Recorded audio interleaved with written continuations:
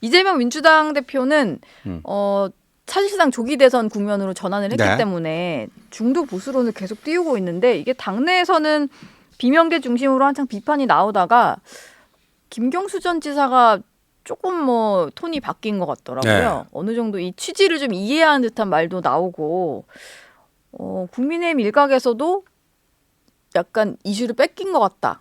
뺏긴 거죠. 예, 이런 얘기가 나오죠. 이게 정확히 얘기하면요. 영토, 그러니까 정치에도 영토가 있어요. 예. 보수, 진보 뭐 이런 식의 영토가 있어요. 예, 실제 땅을 의미하는 게 아니고 네. 영토가 예. 정치적 영토가 있는데 이 이재명의 중도 코스프레 중도 보수 이 주장은 말이죠. 영토 이동이 아니고 영토 확장이에요. 영토 확장. 예, 그러니까 왼쪽을 내주게 기본적으로 갖고 있고 예. 진보는 그거는 기본으로 밑에 깔고 그리고 지금 이제 왼쪽에 신경 써야 될 사람들이 없잖아요. 네. 지난번 대선에 심상정 같은 사람도 없고 조국도 지금 감방에 가 있고 이번 조기 대선과 관련해 갖고 자기보다 왼쪽에 있는 사람들 신경 쓸 필요가 없어요. 그냥 쉽게 말하자면 내 표를 가져갈 만한 진보 지정의 라이벌이 딱히 없군요. 당내 세력 외에 예. 제외를 하면. 그러니까 기존의 자기 영토 진보 좌파라고 하는 영토는 기본으로 먹으면서 깔면서 예. 보니까 여기 중도 보수 쪽도 먹을 수 있겠다. 왜? 지금 이제 국민의힘 내에서는요.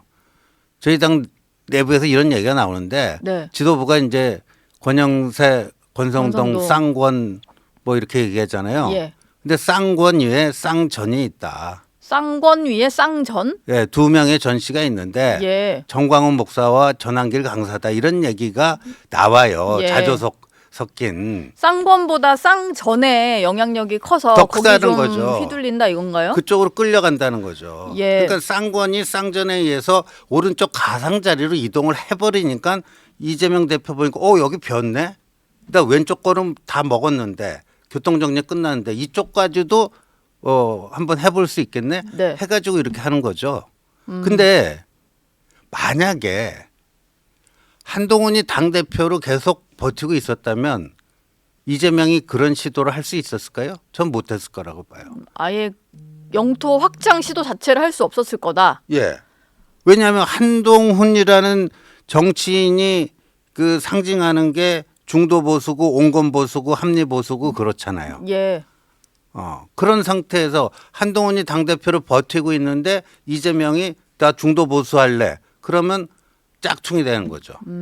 근데 지금 이 말의 모든 전제는 실제로 이 당의 어떤 중도 보수를 비워놓고 당이 극으로 갔다라는 걸 전제를 해야 말이 다 맞는 건데 지금 실제로 당이 그렇게 흘러가고 있다 이렇게 보시는 거예요?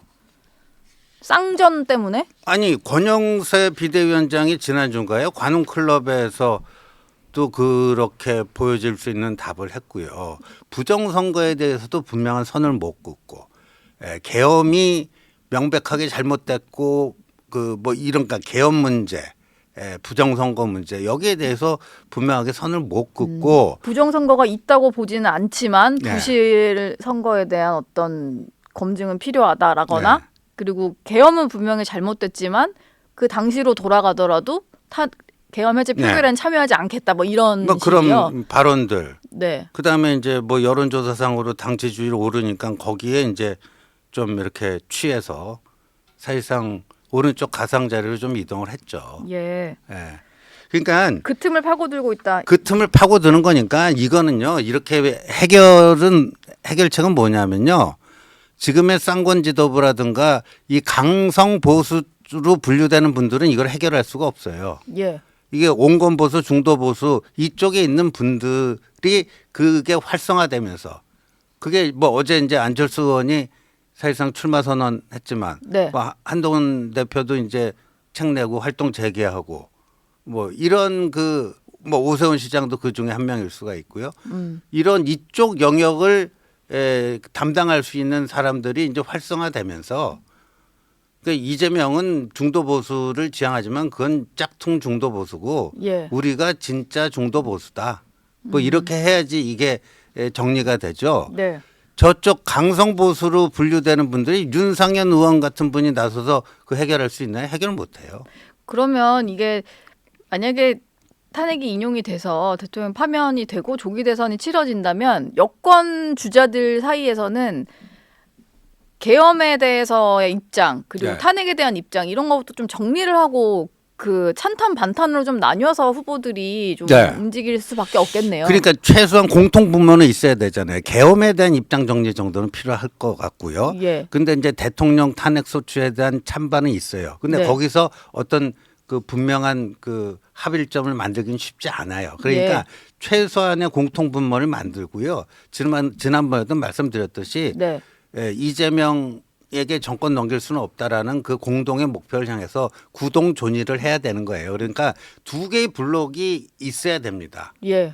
비상계엄은 문제가 잘못됐다라는 전제하에 탄핵 찬성파가 있고 탄핵 반대파가 있는 건데 네. 탄핵 반탄이 이제 강성 보수를 대변하는 거고 이 탄핵 불가피파가 이제 온건 보수를 대변하는 거 아닙니까? 네. 이 두 개의 블록이 각각 활성화되고 이게 합쳐져야 돼요. 한 지붕으로. 합쳐져야 된다.